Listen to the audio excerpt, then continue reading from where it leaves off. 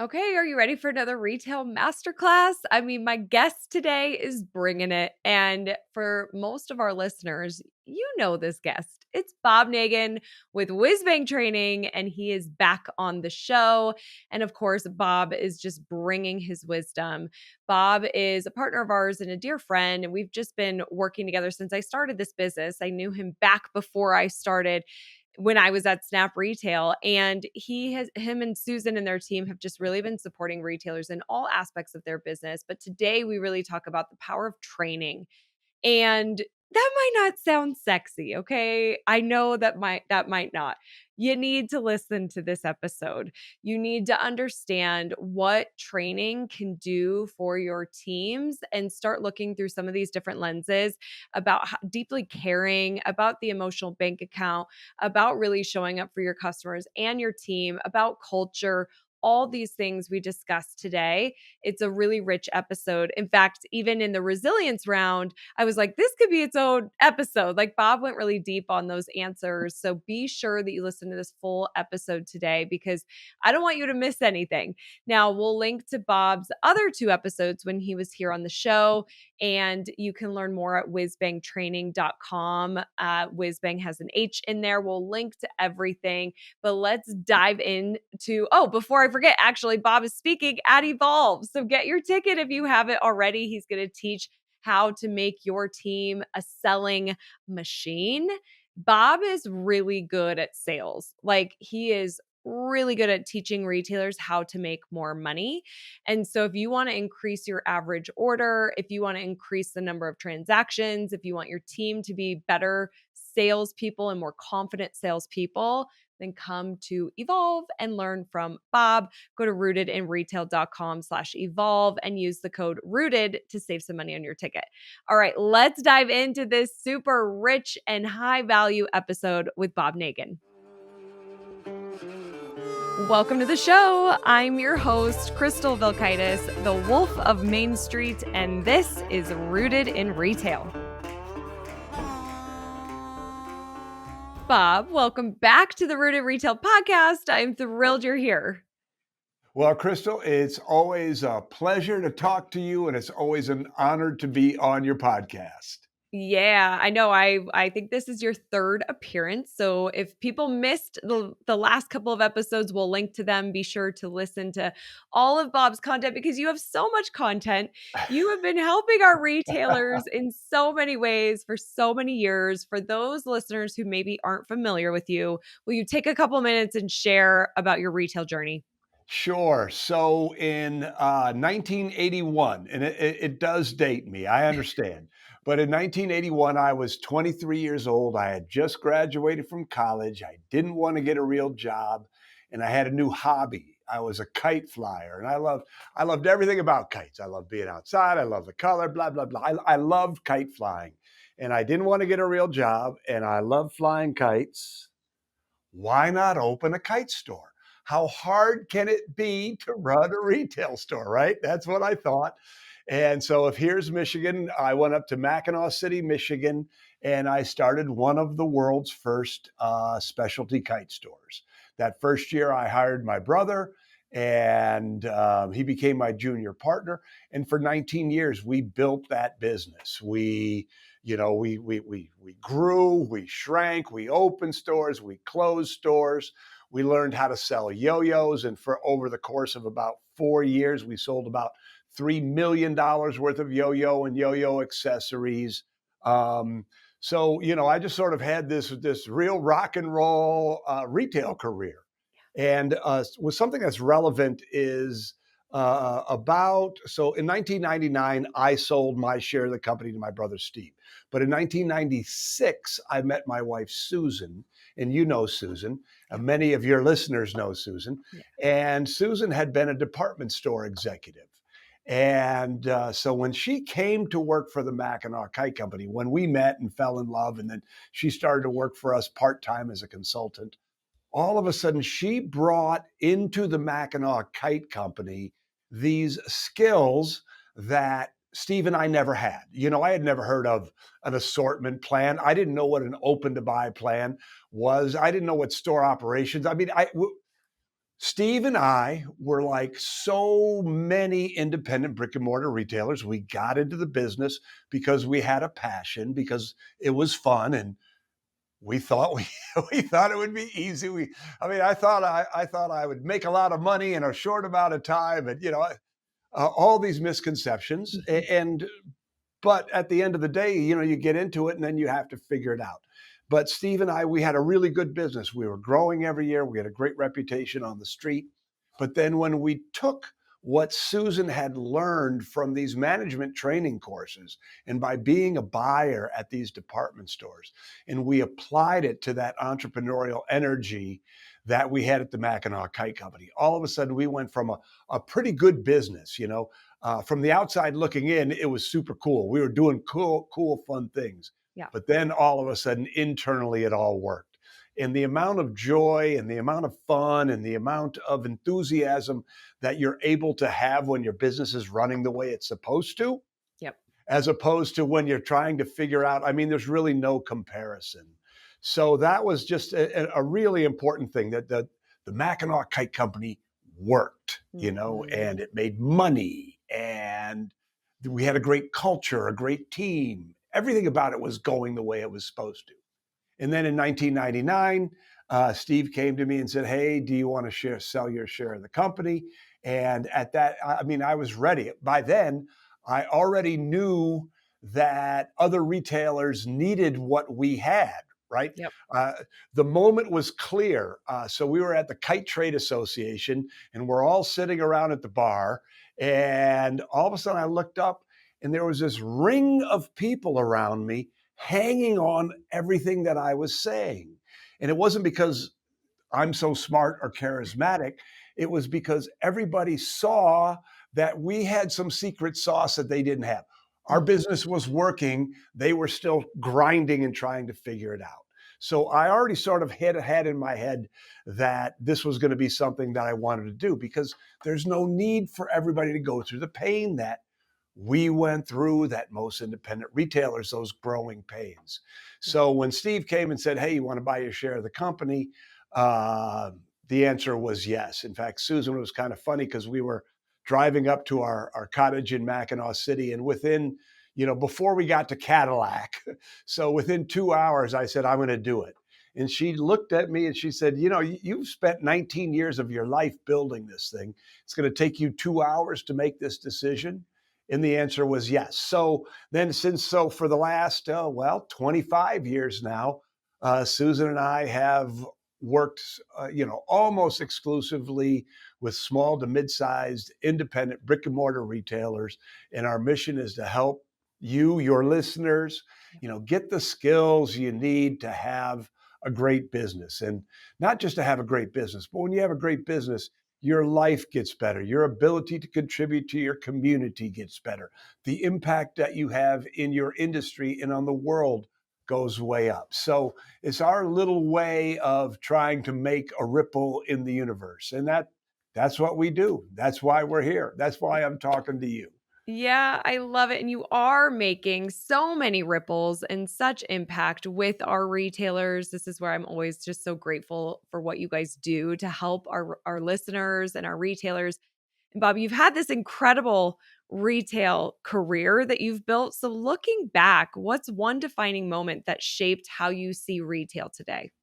So I'm gonna give you almost a counterintuitive answer, because when you sent me that question, I was thinking about it, and I'm gonna go back to the first year one at the Mackinac Kite Company, the very first year, like maybe the first week I hired my brother Steve. And so I remember, I mean, clearly I remember it like it was yesterday. And I sold, Steve sold, I don't remember. We sold a guy a 7-foot skyscrapers rainbow delta, and we sold the wrong string with it, right? Oh, So it needed 50-pound test, and we sold him 30-pound test. So it's a big kite. He went out, the wind was too strong, the line broke, and the kite flew away. And he came in and he was like, "Guys," and Steve was looking at me to see what I was going to do. And I can remember it vividly, reaching into the bin, giving him a new kite, setting him up with the 50-pound test and saying, I'm so sorry about that. But the point here was that moment defined for me and for Steve, and subsequently for all of the hundreds and hundreds and hundreds of people who worked for us through the years, that you have to take care of your customer, that the sale really isn't done until the customer is happy, right? We teach sales training and the idea of the perfect purchase. Well, the purchase isn't perfect until the person is enthusiastic about what they bought. And so Mhm. that moment of, I'm going to take care of my customers, was the defining moment. And it sort of informed everything that we did at the Mackinac Kite Company. As you know, we teach love your customers, the money will Mhm. follow. And so that was the moment. So, I thought about tech and I thought about opening stores and closing stores. But really, it was the moment when there was a deep in my heart decision to do the right thing by my customers that Mm. defined my retail journey. Oh, I love it, Bob, and it's so incredible that you see it like it was yesterday, and it was such a game changer for like, you knew exactly. I think that that's why you were so successful in retail and doing what you do now. You care, you're compassionate, you're putting the customers first, and then you're helping our retailers do the same thing. But without that, I just don't think it's sustainable. So that is a great answer and a fun memory that we got to be a part of. Yeah, so Yeah. and I'll share that this is interesting because in our Platinum Mastermind group, well, we always have a intro, a meet and greet cocktail party. And there's always a question, and when we were in Scottsdale a couple years ago, the question was, "What's your retail superpower?" And everybody gave their answer. And then somebody looked at me and said, "So Bob, what's your answer?" And I gave some answer, but then the more I thought about it, the more I realized that I have two superpowers that I had in retail and that now we have here at WhizBang Training. I know my stuff. I didn't say the word stuff, but I know my stuff and I care. Mhm. And, that's a formula for success. Yep. Being being a good merchant, being a good trainer, being good at the business you do, but then taking care of your customers and truly caring as a human being. I Mhm. think that's a recipe for success. I couldn't agree more. It's so true. Now, you mentioned training, and I feel like we need our retailers to care about training as well, because that is so critical to their success and the success of their teams. And a lot of retailers, maybe not all, but a lot of retailers wouldn't dream of running a store without their POS system. Some still do it, but we need a solid POS system. Yet many operate without a real training system. And so what makes investing in training just as foundational and why is it so often overlooked? Sure, and it's overlooked because people don't know what to do. And I'll just go back to my journey. I didn't know how to create a training program. The first training manual I had, I literally copied from the Kite Loft in Ocean City, Maryland. They gave me permission, but it was merely a document. And then I had to learn how to become a trainer. I had to learn the process. I needed to know what to do. I've been thinking about this recently for several reasons, but there's this mental model and it goes like this. When the first step in the acquisition of any skill is unconscious incompetence. And that's when you don't know what you don't know. And so to use the parallel in training, when most people start their businesses, I'm going to use myself as an example. When we hired our first people, I just really thought that if I just that they would just intuitively understand what to do. I knew what to do. They'll know what to do. And I didn't know what I didn't know. I was unconsciously incompetent. And then one day, I was like, wait a second. I mean, this isn't working. And that is this second stage of this journey is called conscious incompetence. Now I knew what I didn't know. And when you get to conscious incompetence, that's the moment of truth because you can either retreat and deny or ignore, or you can say, I'm going to figure this out. Mm. And so then going back to training, what we realized is that we were never going to create the kind of culture that we wanted until we learned how to become trainers. So then that next step is conscious competence. You had to work at it. We had to learn. We had to borrow the the training manual. I mean, so we teach a training process and it's video based. In the very first video I made, my brother Steve had one of those giant, you probably don't remember this, Crystal, but the early home video cameras Oh, I were remember like, those. like the box, right? And so brother Steve held it there, right? As like, okay, this is a one shot wonder. If I burp or cuss or pick my nose, I apologize, roll it, right? And so that was the beginning of the process. So we were learning, but in the beginning, we were consciously competent. But Mhm. then the fourth stage is when it becomes second nature. And that is when you've become skillful. That is when you understand why to train and how to train and all those things. So, going back to your original questions, why don't most people train?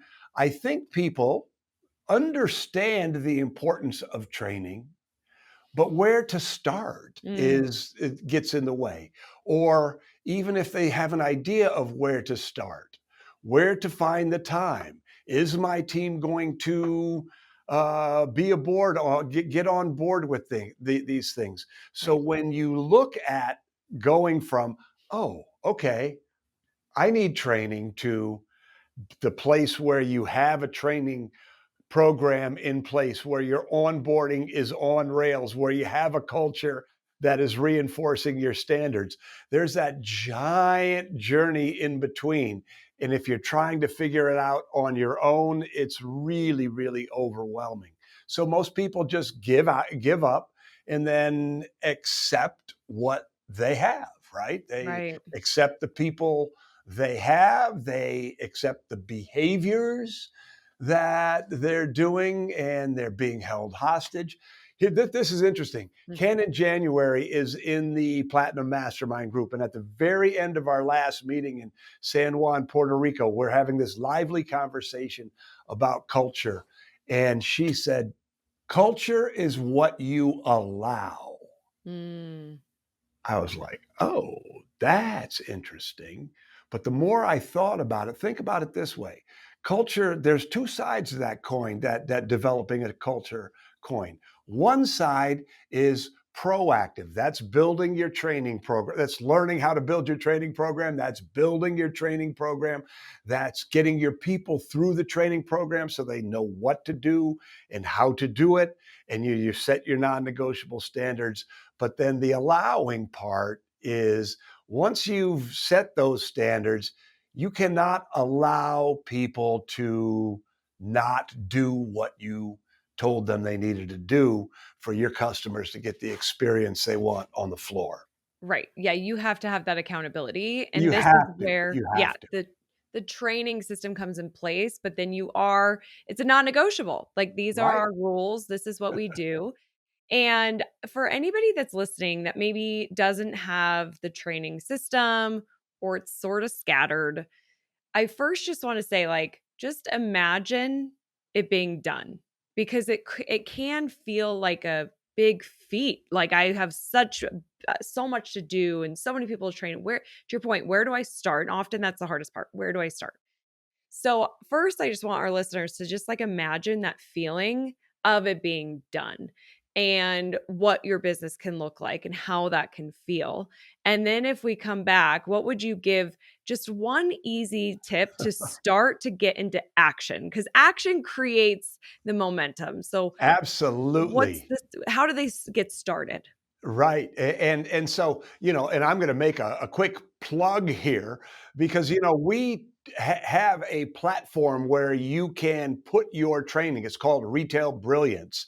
And as part of that, we call it the custom course. As part of that, the process of you building your training program out, there's a template. This has all been done before. You don't have to reinvent it.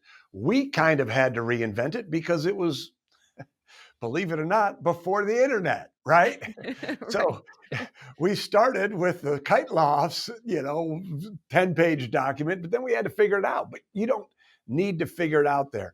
And I think that you just hit something really important on the head, Crystal, is, sort of going back and I kind of gave you a tactical answer to it, but I loved what you said, because what is the why? Why do you want to train your people?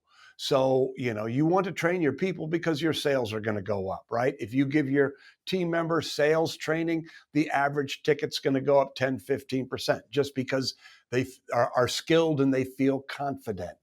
Your why could also be you don't want to feel like your customers aren't getting a great experience in your store. Before I went through this whole process, whenever anybody would say, "Hey, Bob, I was in your store," my first thought was, "Oh no, who is working?" Right? Oh, no. Because if I knew who was right, I mean, Yeah. everybody who's watching this or listening to this knows exactly what I'm talking about. Yep. You probably have two or three people who are great, and one or two people who are depends on the day, and a couple people who you can't depend on at all. And that sort of uneven team, that weak link in the culture, it's just everywhere. And if you don't believe me, go shop a couple of stores in your town. But so one of my whys was I really, really, really wanted my customers to get a great experience every single time. Every customer, a great experience every time. And that was a real why for us to get going on training. And Yeah. another possible why, and I think that this is, I would say it's true for you because I know you well enough. I know for me, and I know for a lot of your listeners, mastery is important, right? Mhm. The idea of this is something I need to do for my business, right? This is something that needs to be done for my business to be the kind of business I want it to be. Mhm. That feeling of mastery is important. And I can tell everybody who's listening that if you make that commitment, to your point, Crystal, you make that commitment and you follow through, that the feeling that you will get from doing the work and overcoming the obstacles and grinding it out and seeing it through and making it happen, you're going to have a confidence that's going to, lead into bigger and better things. Yes. Oh, that confidence. Imagine having that confidence. That creates the stability. You sleep better at night. I mean, there's just so much that comes, like so many ripple effects to that too. So I hope people take action on this Can, awesome can I share one conversation. more thing Yeah, about that real please. quickly? So, what I'm going to share here is the secret to getting any project done. The secret. See, I'm trying to make it I suspenseful here. know. We had to And, hear the and it music. really, it's three words. It's begin. So let's just talk about a training program. Begin. Whether it's as simple as sketching it out, whether it's going to Brilliance and creating an account. You don't pay until you actually publish your course, but creating an account is begin. Looking at at the template is a begin. Then the problem that always happens, and I'm going to talk about this when you ask me about favorite books, is the problem that happens is life gets in the way. Running a retail store is a busy proposition. So, what always happens is the project gets sidetracked. It takes longer than you think, and you become frustrated and you start telling yourself the wrong stories. Oh, I did it again. I started this thing. I've got no follow through, blah, blah, blah. You beat yourself up. And so then, rather than doing it, you beat yourself up some more. So the next two words are begin again.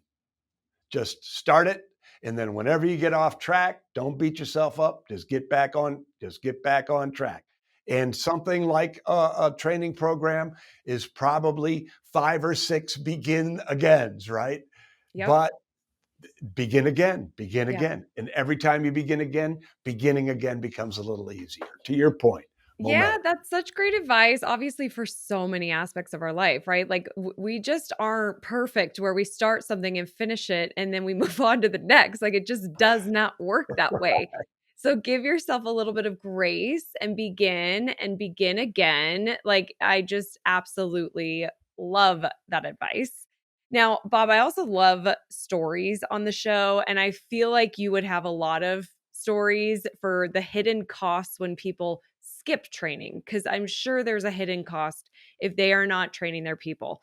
And you kind of touched on some of those, but can you share a real world example of a store that's struggling because they failed to invest in their team? Well, not even so. Let me tell a different story Yeah. because, and it's not a story necessarily of somebody who is struggling, although this story will absolutely apply to people who are struggling. But this is a fairly successful business. No, it's a successful business. So I was talking to two business owners in the same industry. And we were talking about sales training and the importance of sales training. So, going back to this very, very basic premise that selling is a skill. And if you don't teach your people how to sell, you can't expect them to be successful. But when you train them how to sell, when you educate them, they will be more confident. They will know what to do. They'll understand how to get into a conversation. They'll understand how to ask good questions, when to sell up, when to sell down, when to add on. And, it just makes a big difference when Mhm. somebody knows what they're doing. They're having fun doing it. So these we were talking about sales training, and these two, same industry, same sort of stores. One of them, their average ticket was $20 higher than the other. So I looked at the one with the lower average ticket and I'm going, you really should get involved with the Retail Sales Academy. I mean, the proof is here. But she didn't. And then when it came back, well, her husband thought it was too expensive. And, there were a whole bunch of reasons. But this was an already successful person. But if she would have made that commitment to training, in this case, sales training, $20 a transaction. Right. So we have a client. He's no longer in the business, but he had 40 franchise pet stores, and so he had a big business, Yeah. and he started sales training, and he got very serious about it. And over the course, and he said it took a full year of driving it down. He increased his average ticket by $25. Awesome. You think about that. Yeah. $25 times 40 stores times year after year after year after year. So even if they're not struggling, the opportunity and that's just sales training. That's not all of the other things that come from teaching people your philosophies, teaching people how you want them to act. In the case of the Mackinac Kite Company, we take care of our customers.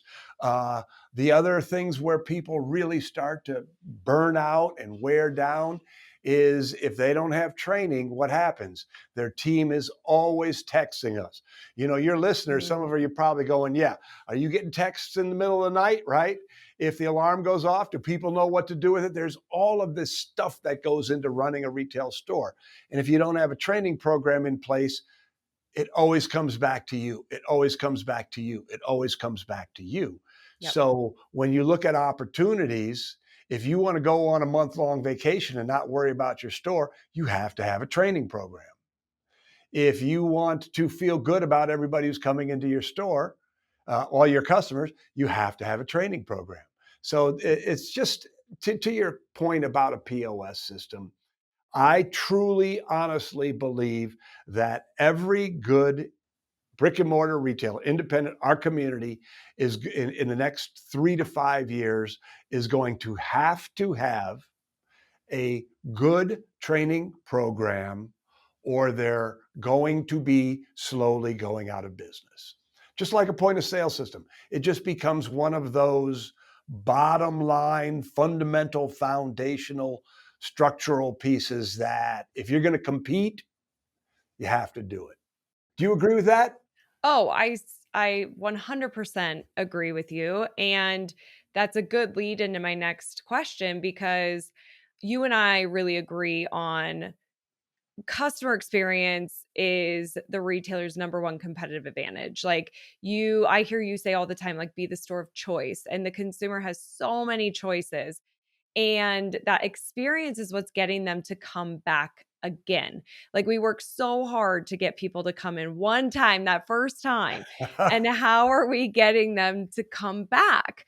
And so much of this can be that training and creating your rules and creating that consistency, because great customer service just doesn't happen overnight, right? Like, That's that just right. doesn't happen. It's trained. So what's one small shift in how retailers train their staff that leads to a massive impact on the customer satisfaction? March 12th is when we stop selling tickets to Evolve. Here is what you're going to get when you go to this conference. You're going to learn how to become a destination business where people are seeking you out and driving maybe even a couple of hours to come see you. You're going to learn how to work less and make more. We have several topics on this. This is about systems, it's about structure, it's about what's working today. You're going to hear from a very successful retailer who has figured this out.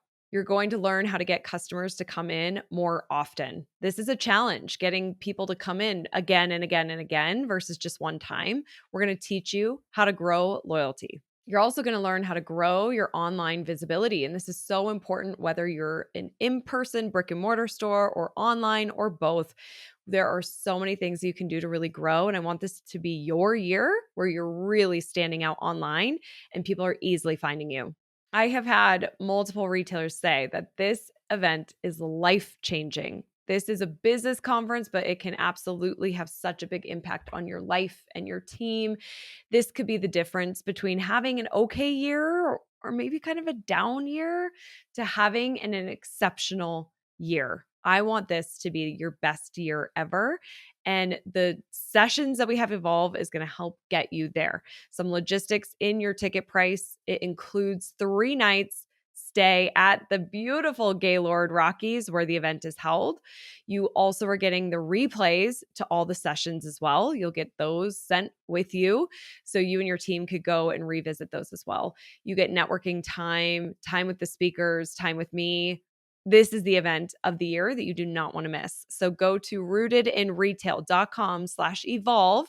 Use the code ROOTED to save some money on your ticket just by being a listener and make the investment in yourself and in your business. It's too important not to miss this. All right, I'll see you in the room. I would say train your team to trust your customers, Mm. right? So there's this idea of love your customers, the money will follow.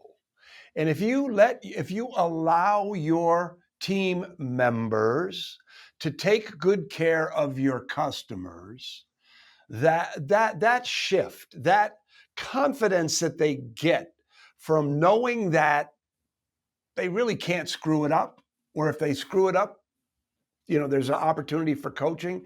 But there's that whole Ritz-Carlton model, right? At the Ritz-Carlton, I don't remember the number. It was like $250 or $300. I don't know. Every single employee had the right to, on the spot, make a decision up to a certain amount of dollars to make their experience right.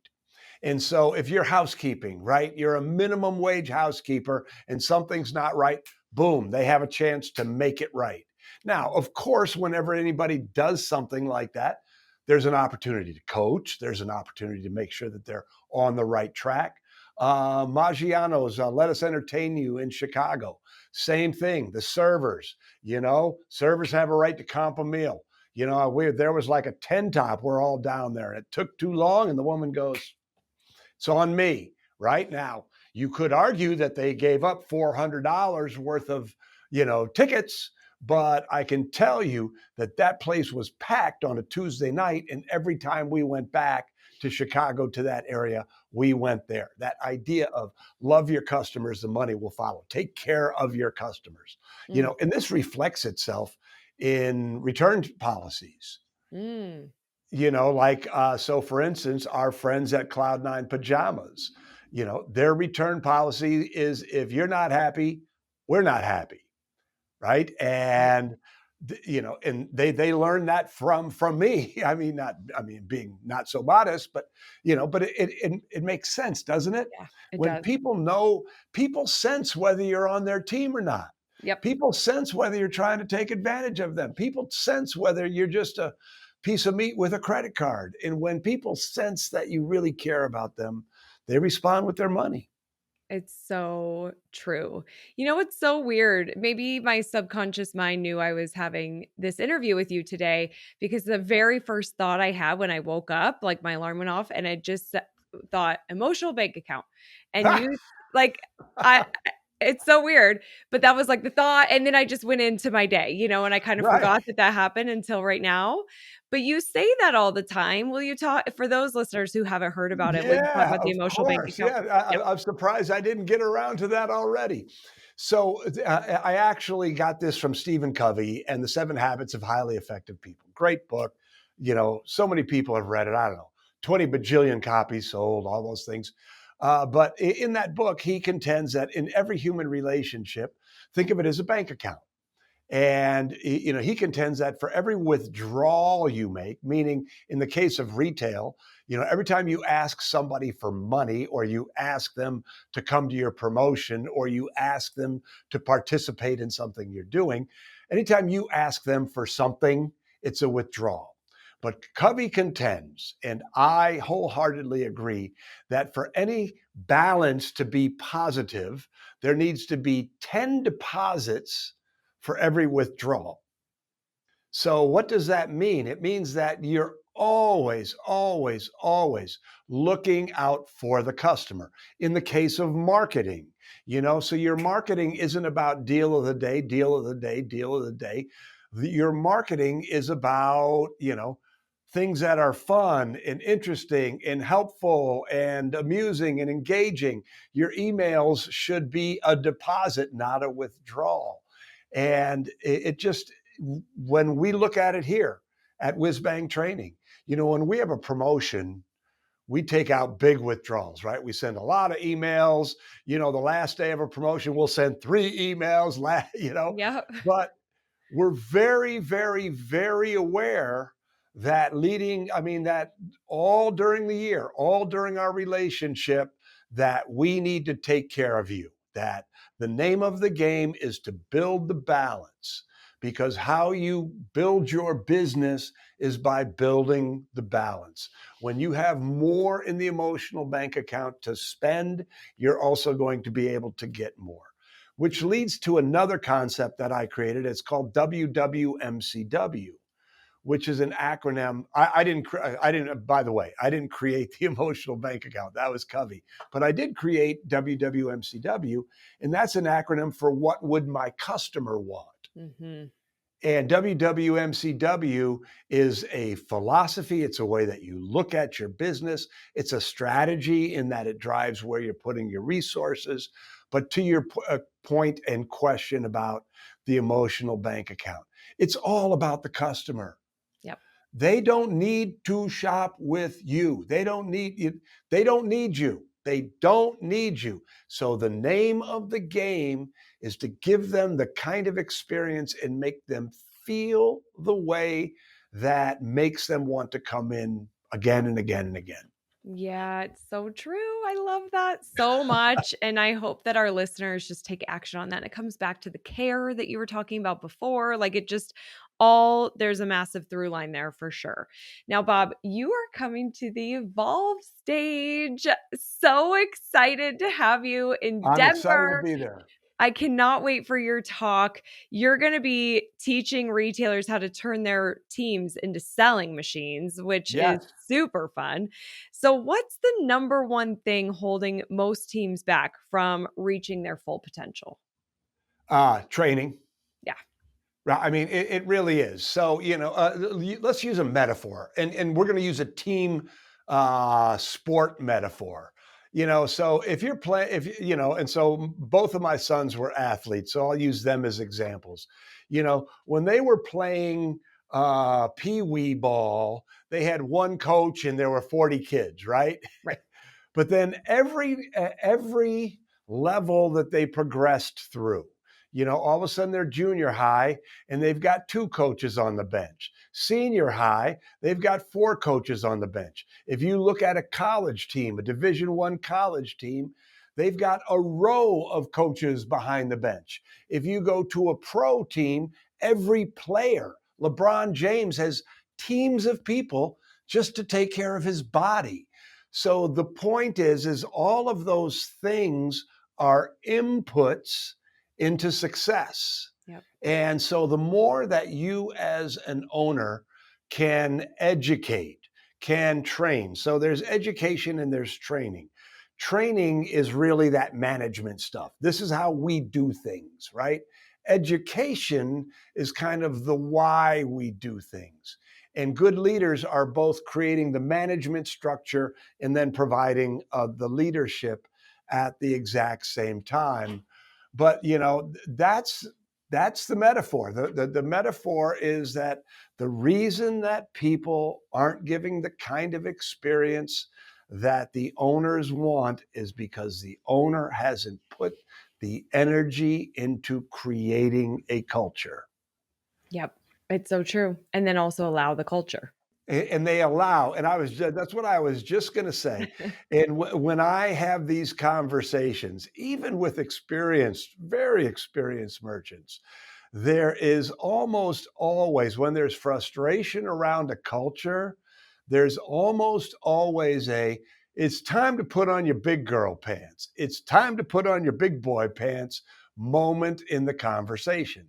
Because, I mean, very, very few people like conflict.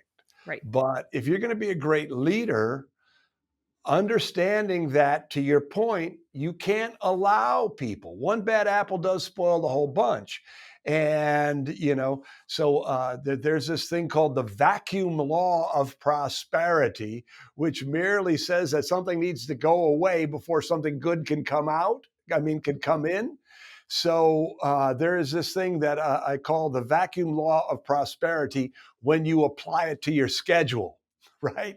Until you get rid of that person who does not want to be great, you're never going to bring in somebody who's going to be great. Until there's that line, until until there's an empty line Yeah. on your schedule, you're not going to do the things you need to do to bring somebody else in. And then again, the input is the training, the output is the experience. Love it. So good. Oh my goodness, Bob. I feel like this is a mini masterclass. Are you ready for the resilience round? I am ready, Crystal. I All am right, ready. let's do All it. Best right. All right. business book. I brought two of them. This one is The Gap in the Gain by Dan Sullivan. And I chose this one because so many entrepreneurs think about all the things they haven't done and they beat themselves up for all the things they haven't done. That's what Dan Sullivan calls the gap. And they don't recognize and they don't celebrate and they don't feel good about all the things they have done, and that is the gain. And here at WhizBang Training, in our Platinum Mastermind, this is the vernacular that we use. When somebody starts speaking badly about themselves or speaking badly about the things they haven't done, the term is get out of the gap. Get Yes. out of the gap. So if Love it. you catch yourself beating yourself up a lot, read this book. I promise it will change your life. You've read this book, I take it. I have. It's And so it's good. great. Did Yeah. you like it? I loved it. I feel like that's a reread. Like, It is a yeah. reread. Yeah. It absolutely is a reread. And my second book, so this is kind of about the past, right? Mhm. Yep. This is about the future. Have you read this book? Oh, yep. Great Yeah, one. the War of Art, Break Through the Blocks and Win Your Inner Creative Battles by Stephen Pressfield. And we were talking about all these big projects like building a training program, like We just got done with our marketing mentor program, building out an annual marketing plan. You're a Yeah. marketer. It's a project. Yes. And so, what he talks about, what Stephen Pressfield talks about, is this idea of resistance. And he names it as resistance. And so, whenever we have these big things that we're trying to do, resistance, whether it's in the form of bad beliefs, whether it's in the form of bad habits, whether, there's all the things. I'm just asking all of your listeners to think about the things that you've wanted to do, but haven't gotten done, and what has gotten in the way. That is resistance. And it's just it's a super easy read. I've read it. Yeah.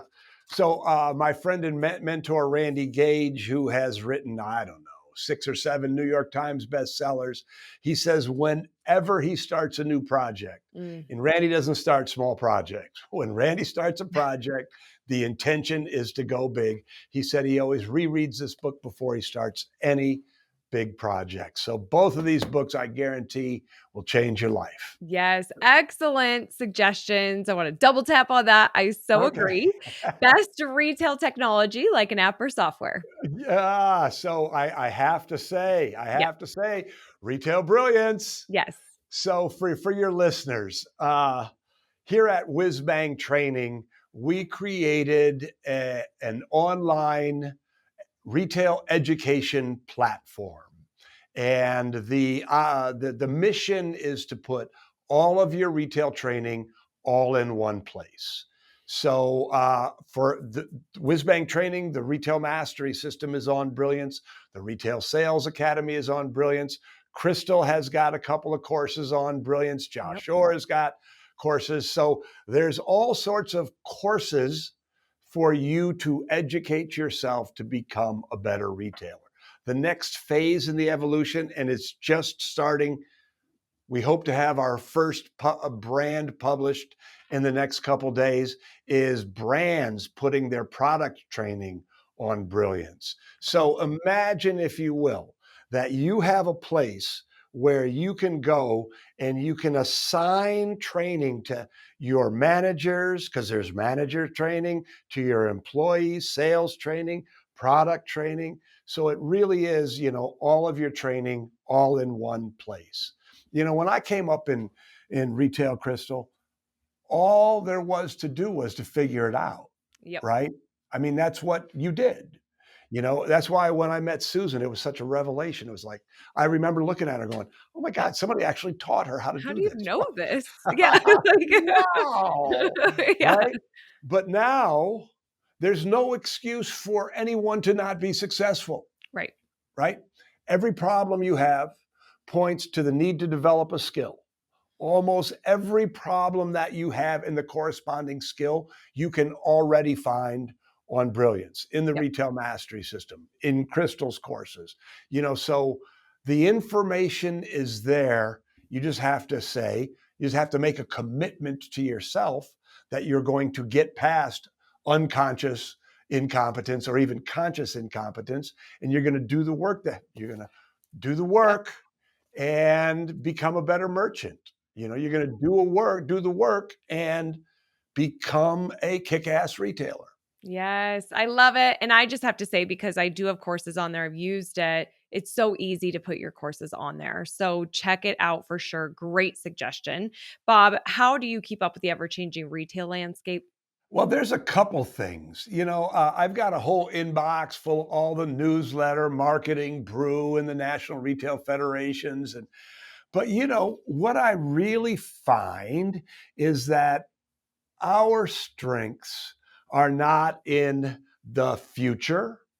Our strengths, like for instance, you do a great job of teaching AI, and we use AI, and I pay attention to what's happening at a meta level. The shop talk and webinars from people who are servicing the big brands. But at the end of the day, where I really stay in touch with what's going on is on our WhizBang Retailers Facebook group in our Platinum Mastermind group, when I work with coaching clients and consulting clients, where I really see what's going on. Because what I find is that the problems that our community has, the people who are listening to this, small to mid-size independent retailers, Yeah. these are not the what should we do with the technology issues. They're more the nuts and bolts. My team is driving me crazy. Mhm. I'm carrying too much inventory. I'm Yep. not getting enough traffic into my store. I'm spending money on advertising that doesn't work. These very, very nuts and bolts, fundamental issues. Yeah. One of the things that I in our Platinum Mastermind group, conversations regularly go back to. Somebody will say, "Oh, I'm thinking about buying a store," or "Oh, I'm thinking about opening another store," "Oh, I'm thinking about this opportunity." And the conversations regularly go back to, have you maximized all of the potential in the space you already have? Yep. And then they all look and they go, yeah, I think, if I were to increase my average ticket by 10%, most of my problems would go away. It's like, well, Exactly. Don't go launch a new store or go all in on e-com. Like, there's so much opportunity right there. just, let's take a look at what's happening in the store. Let's take Yes, a look at what's happening with your team. Let's take a look at, let's just take a look at what's really going on and what you can do with what you already have. And exactly. that's always a very valuable conversation. Yeah. I mean, we talked somebody out of buying a store recently, and then they went from not buying the store to deciding to close one of their stores. Right now, they're thinking about closing another Total one of their stores. opposite. Yeah. They're going, "Wahoo!" Right? They, they were gonna chase their tail a little faster, and then Yeah. once they quit chasing their tail a little bit, they were like, "Oh, this is kind of nice. I get a chance to slow down." So Yeah. that's always a piece of advice that I share when people are thinking about the next opportunity. Because don't get me wrong, if you want to be a 50 store chain, by all means, Right. that's your vision. That's your vision. I respect your vision, but understand that you need to be really, really good and take advantage of the opportunities that every stage of that journey presents. Yep, for sure. There's so much in there. A lot of great resources, a lot of great advice to help retailers be stronger, more rooted in success. What's a non-negotiable foundational best practice? Yeah, I would have to say training. I'm Yeah. gonna keep coming back to it. I'm gonna, a couple years ago, I probably would have said, marketing, that driving traffic was important. But as online becomes more ubiquitous, the customer experience becomes more important. Well, Peter Moore, he's been on here. So I was on Peter's podcast recently, and we were having a conversation. And Peter is a really good merchant. He was in the Platinum Mhm. Mastermind group for a while. Now he's a coach. And he's a really good merchant, shoe business. And he was talking about a model that he has that I don't remember what it was, but but basically, when people come in, you need to make sure they have the right shoes. And if they look good and they feel good and they're priced right, you know, uh, he's done his job. Yep. And I suggested, and again, this is no slam because I respect Peter so much, but what I suggested was that there needed to be another level to that conversation, because it's not just about getting somebody into the right shoe. It's about making sure that the experience was good enough that they want to come back, that they Yeah. want to come back, right? Once I know the brand I like and the size that I'm in, I can buy someplace else. And so it really does, it becomes about it's so driven by the experience. To use the example of the shoe business. I get in my social media feeds, there are so many shoe brands. If you click on one of them, you're going to see all of them, and they're cool. I mean, they're cool. I like them. I like them. And the name of the game is to build the emotional bank account, so that people, when they need to buy what you sell, they think about you first, and they give you the first crack at it. Yeah. And if you don't give them a great first experience, they're never going to come back. And I'm going to go back to our friend Nick McHenry. Nick McHenry, has taken all the data and has determined that the number one driver of lifetime value is number of transactions. Most people think, oh, I've got a couple of heavy hitters that really make the difference. No, no, no. It's not the average ticket, it's the number of transactions.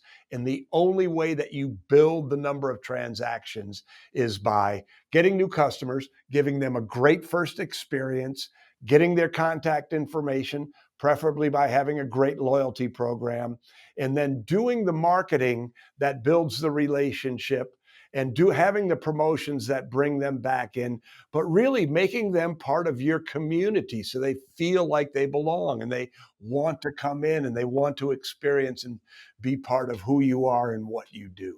It's so true. I so agree, and it makes me think of the book "Belonging to the Brand" by Mark Schaefer, who was a Right? keynote at Evolve a couple years ago, and that's the key of, like, yeah, we're not just selling the shoes and they're happy, but, like, how are they belonging to the brand and coming back time and time again? Yeah. So true. Bob, if you had to start your business all over again, what's one thing you'd do differently? WhizBang training or the Mackinac Kite Company? Let's do whiz-bang training. I would have gone out and made the business go, right? As a speaker. Because I mean, you're in the same business. In this business, uh, in the beginning, our business was driven by me being out on the road. And I'm a good speaker. That's why Yep. Crystal's having me at Evolve. And that was what the primary driver of building the community and building our income. And I did some marketing, but what I should have done is been a lot more proactive about just getting the jobs, getting on stages, doing chambers of commerce. Because, the name of the game, once I got some traction, it all started to work. Once I got in front of people, they understood that I knew what we were talking about. And then we started our tip of the week, and then we started to do all the things to build the emotional bank account. But in the beginning, it was really about getting in front of people. And the same thing holds true with retail, right? So when you open your business, the unconscious, incompetent new merchant says, "Oh, build it and they will I'm come. here. Oh, I'm here. Oh, look at the pretty stuff I bought in Atlanta or Yep. Las Vegas." And, that's unconscious incompetence. And then conscious incompetence says, holy cow, I better do something to get people in here. Right. And then conscious incompetence that's when you start on that journey of becoming a learner. That's when they find you, Crystal, or they find us. But the whole idea here that I'm trying to point to, whether it was in my retail business or at WhizBang training, is the idea of you have to engage your curiosity. You have to have the growth mindset. You have to say when something's not working, not be frustrated by it, but say, what am I going to do about it? And that was really the case with the Mackinac Kite Company. We just kept, grinding and trying and doing things. And the same thing was at retail. At WhizBang Training. This idea that, you know, it's there. You just got to go get it. It's there, but you have to learn what to do. It's there, but you have to be tenacious and persistent enough to get around the obstacles. Yep. Oh, amen. Bob, finally, what do you think the future of independent retail looks like? Oh, it couldn't be brighter, Crystal. It could not be brighter. I'm just looking at everybody and just saying, look. So, two things. Technology has been commoditized and democratized. And what do I mean by that? I mean that it is ubiquitous. Anybody who's been in this for a while knows that 15 years ago, if you wanted to build a website, it was going to cost you $20,000 and it was going to be a piece of crap when it was done. Yep. Right now, you can get on Shopify, and during COVID, people were putting up e commerce like crazy.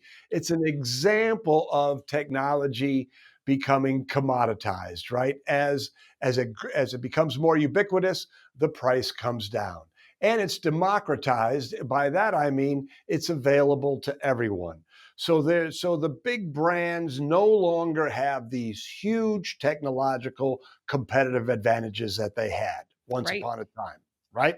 So having said that, what you can do, you can take these new access to technology that we never really had before, apply it to your business, but then be human, be good. So it's a function of being a really good merchant. You cannot be a half-ass retailer. You have to be good. You have to have the people, you have to have the systems, you have to do all those things. But just focus intensely on the customer. Be a good merchant, be customer focused, and people want great experiences in local stores. And if you give it to them, good things are happening. Yes, couldn't agree more, Bob. Good. Yes, I so agree. We're Obviously, cheerleaders, yes, Crystal. yes, we are, we Everybody are. who's Woo! watching this, you got this. Go get Yes, them. I know. Yay. It's so true. I also just so agree. The future is so bright and so agree with you on everything that you've said in this episode. Such a rich conversation. Of course, people can find you at Evolve in April, but how Yes. else can people learn more and connect with you? Yes. So, two things. One is if you go to whizbangtraining.com, there is an H in WhizBang. You can sign up for the Retail Buzz. That is our weekly tip. I think we've been sending, oh my gosh, we're in like episode 1500 or something like Yeah, that. So we've a been lot. we've been sending a lot of weekly emails. And then when you sign up for the Retail Buzz, you'll also get my video blog once a month. It's called Real Retail TV. Um, Also, we have a Facebook group, WhizBang Retailers, and it's a really wonderful group. I'd encourage you to come join. And finally, if you're interested, we have a free course on brilliance called The Retail Money Machine. Who doesn't want more money? And it's normally $97, but since you're a listener of Rooted in Retail, to you, it'll be absolutely free. I'll share a link with Crystal, and I'd encourage you. It's just a great look at how you apply structure to bringing more money into your business. I love it. Thank you for that gift for our listeners. It's amazing. And we will link to all of this. Bob, thank you so much for being here and sharing your wisdom. It means the world. Yes, you're welcome, Crystal. Again, it's my honor. Awesome. Amazing. Everyone, remember that I'm rooting for your success. Have a great week ahead. Bye. Thank you so much for listening to Rooted in Retail. It means the world to me. A big favor if you're loving the show, if you could go and leave a review. If you are an Apple listener, you can also leave a comment on Spotify if you listen that way, but that would mean the world to me. And if you're loving these conversations and you want to go deeper, then consider joining us in the mastermind. That's where you can have conversations with me, other community members, as well as speakers and guests that you've seen on this show. So go to rootedinretail.com/mastermind to learn more.